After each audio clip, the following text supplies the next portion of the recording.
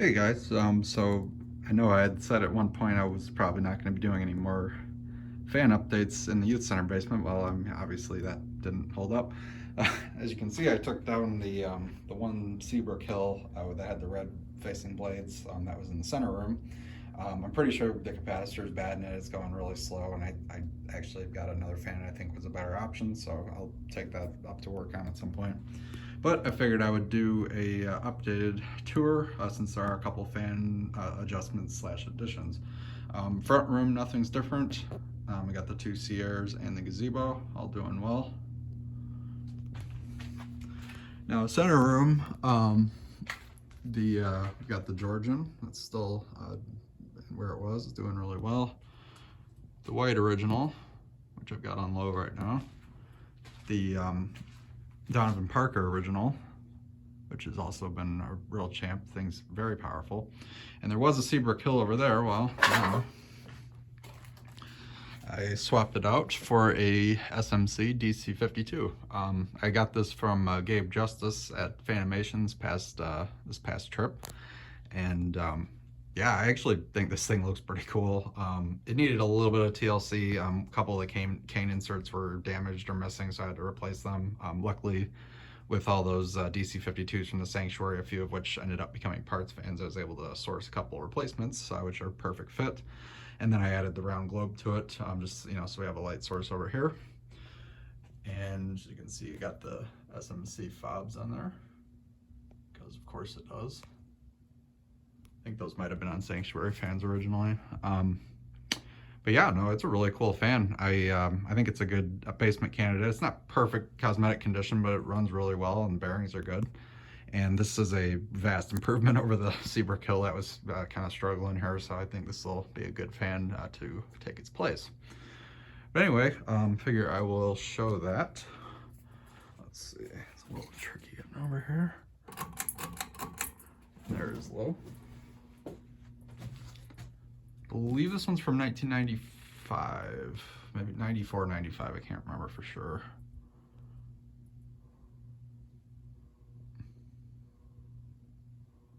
It's an interesting kind of transition model because it has, it still has the detachable switch housing like the older ones did, but it has the skinnier blades, which was more of a later one. So this was right in the middle before they swapped to the more standard switch housing with a switch cap.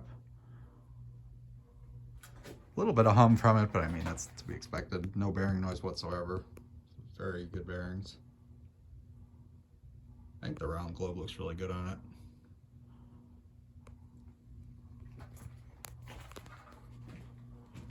it. Nothing crazy powerful, but you feel a little something from it. All right, let's go to medium.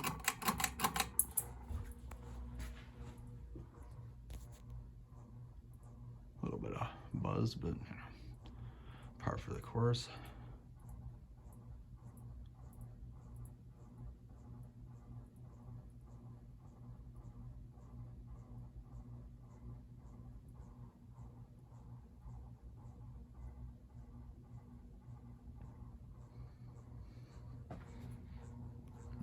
Okay, and go to high.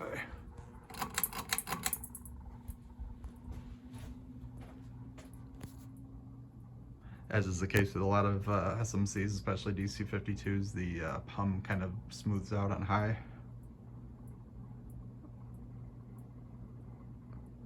But yeah, I'm very impressed by the bearings on this, because I mean, it doesn't even have the like swirly bearing sound like almost every SMC does. It's just absolutely great bearings. So yeah, really neat looking fan. I think it's a good replacement fan for this spot. Had to get a little creative with the mounting. It's the canopy normally would be the type that holds the fan, like it would actually be a structural canopy, but it's actually a generic ball socket under there, and then I just used the screws on the outer edge of that bracket to hold the stock canopy up, since it didn't have a mounting bracket, but actually looks pretty much factory from what you can see. But yeah, really nice fan. I like it. I had a pretty important childhood install of a white and brass DC42, which is the same thing except 4-blade and 42-inch, in a Dairy Queen. In fact, I believe the fan's still there to this day, and that was definitely one of my favorites as a kid, so I always like seeing this era of SMC, you know, the black motor ones in white and brass. It's very, very childhood for me. And then I turned this one off so it wouldn't detract from the airflow, because this one's such a beast. Turn that back to its low, which is really medium, and then let's put this on medium as well. So now you get kind of a, there's the two originals with the SMC all running. Hard to get them all in one shot, but you can sort of see it.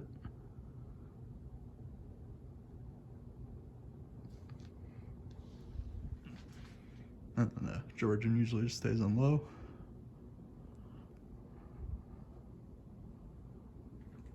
So, yeah, no, I think that looks really good. Very nice runner.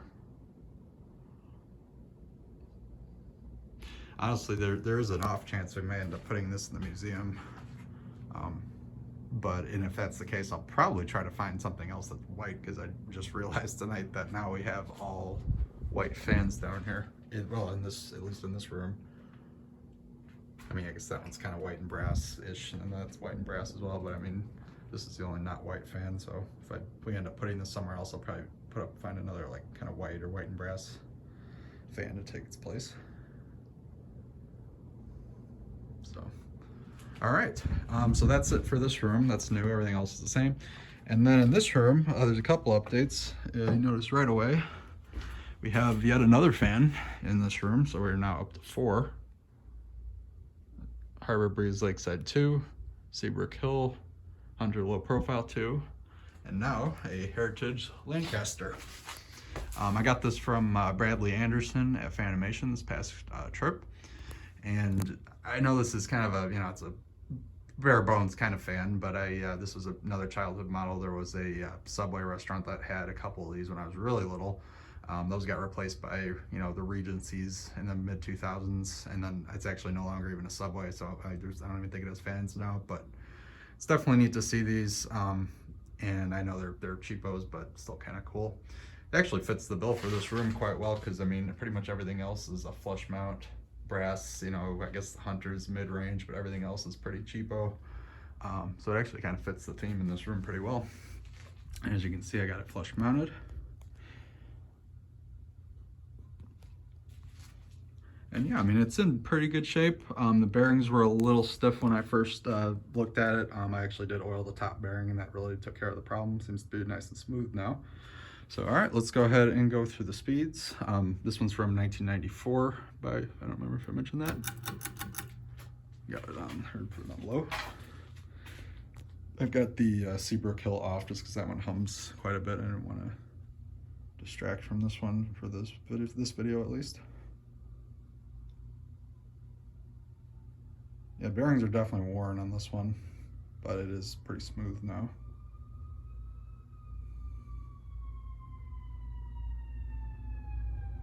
I'm actually kind of surprised it took me this long to put a fan right there, because I mean, we've got 2 on this side, now we have 2 on this side, but that vent right, that actually vents outside, so occasionally you'll get some kind of muggy, moist air coming in there, and this helps dry things out for sure.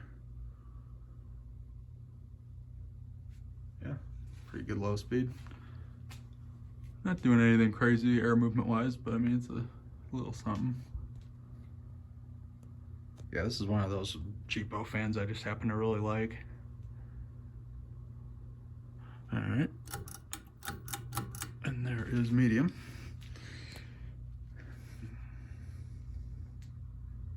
It's got a little bit of running hum to it, but it's to be expected.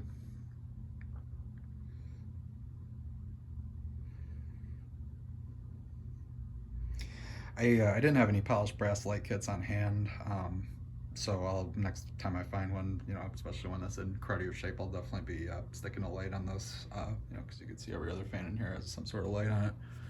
Just didn't have any polished brass ones on hand, so I didn't put a light on it for now. But it's got the light lead in there ready to go, so just gotta find one and add it. Pretty average medium. I'm impressed the blades are not warped really, because a lot of times on these Heritages they would warp. I have a feeling being down here they may warp a little just because of the mugginess, but I mean, having it running all the time will definitely help.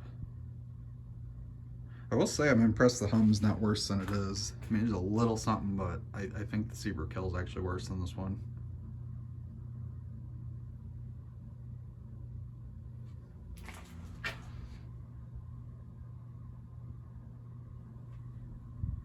Okay, and straight high.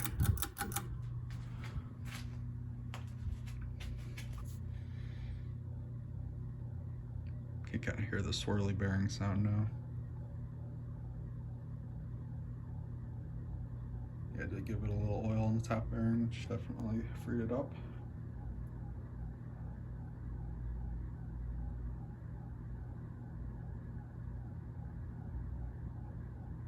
It balanced really nice too. Yeah, nothing crazy air movement wise. I mean, you're getting a little something off it. I'd say it's on par with the Zebra Kill over there, about the same as that.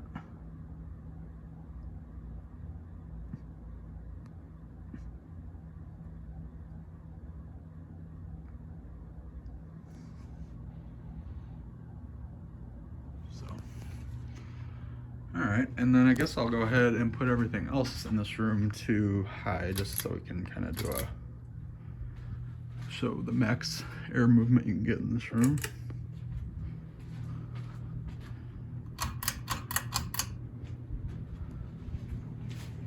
Oh, and while things are winding up, I actually did make a slight adjustment here as well. I ended up switching that light bulb out for a spotlight. So now it just kind of looks like a spotlight on the fuse panel, which I thought was kind of a neat idea. It was just a regular like A19 style LED in there before. That kind of almost makes it look like a light fixture, so I think that was a neat idea. But anyway, here is everything on full blast.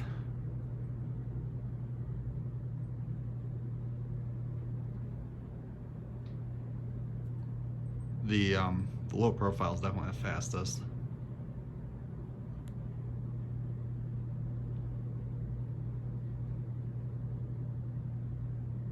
I don't know if this one's on higher. It almost looks like it might not be.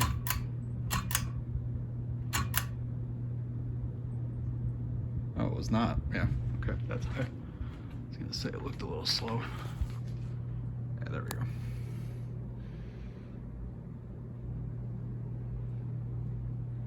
I'll probably do a schoolhouse on this one to kind of mirror that one some. These both have like multi-light kits. Just gotta find a polished brass footer. So yeah, not bad at all. And as it means you can see this, I mean, this usually would get kind of muddy, but you can see this ground's perfectly dry. With all these fans running, definitely is helping. And I don't remember if I showed, I've actually got an incandescent bulb in here right now. Because why not? 75 watt, I think. So, yeah, and I mean, I'll probably, we can do like a mass speed and spin down thing maybe when Dan or somebody else is here to help me with that. But I just wanted to show you guys the updates. So, not much else going on, but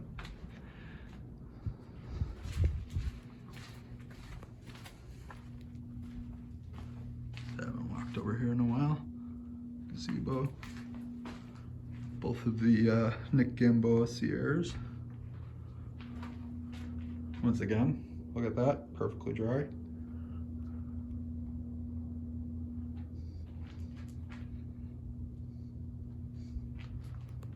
So turn this one on. That one works too.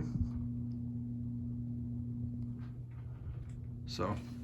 All right, well, thanks guys for watching, and who knows, there may be more updates. Who knows, maybe there will, maybe there won't. But as always, bye FanStick, and thanks for watching.